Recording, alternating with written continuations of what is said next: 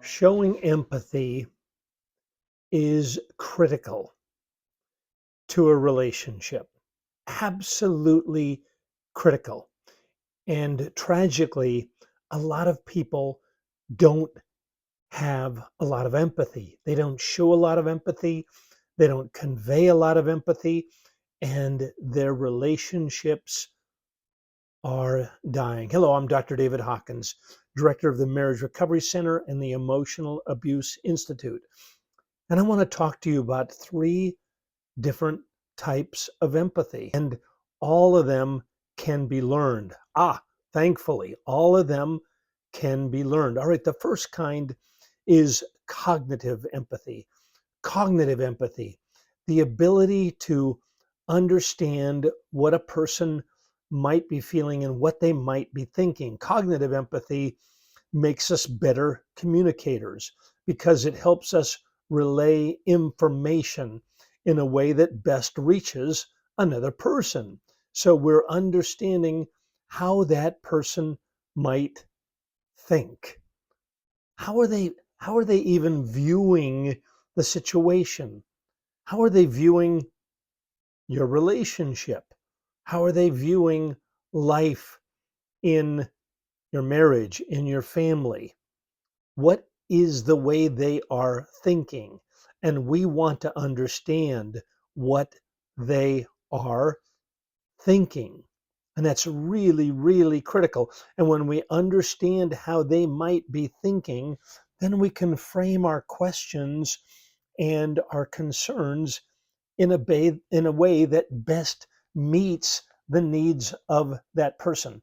Now, remember, empathy has often been said to be the ability to walk in somebody else's shoes. But cognitive empathy is the ability to think the way they are thinking, to understand how they are viewing this problem and this situation.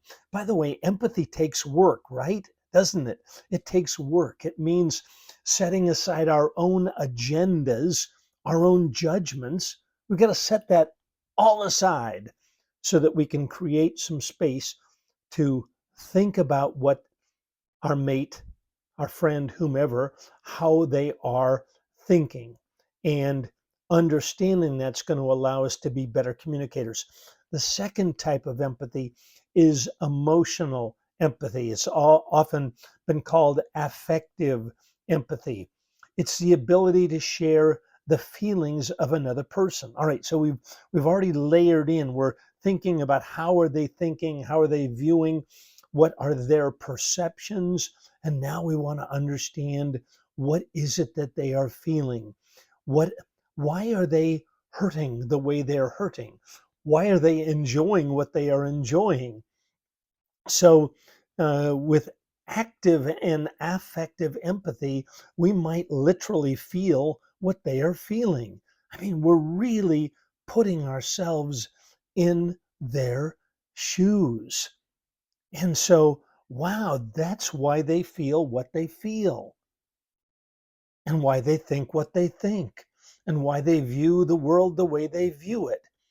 And now, when I have cognitive empathy and I layer in emotional empathy, boy, that is going to help me attach to that person. Now, I use that word intentionally, right? Because attachment is what we're all after, isn't it? We're trying to create a connection to this other person. We want to feel connected. We want to be connected. All right.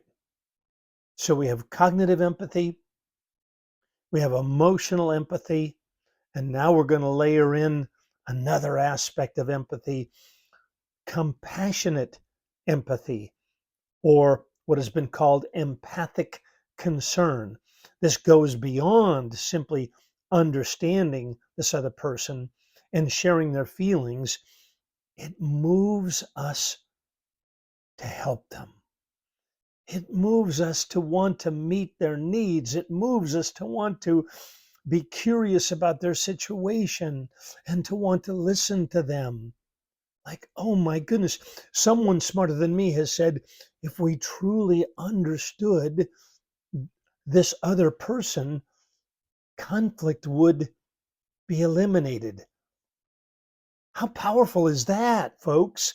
If we really understood another person, if we had cognitive empathy, if we could understand how they are thinking, and emotional empathy and how they are feeling, and walk in their shoes, and then have compassion for them. Another common saying out there is be kind to everyone, for they're fighting a battle that you don't understand or even know about. Be kind to everyone because they're fighting a fierce battle. And everybody is, right? Everybody is fighting a fierce battle. All right, so we have cognitive empathy, we have emotional empathy, and we have compassionate empathy.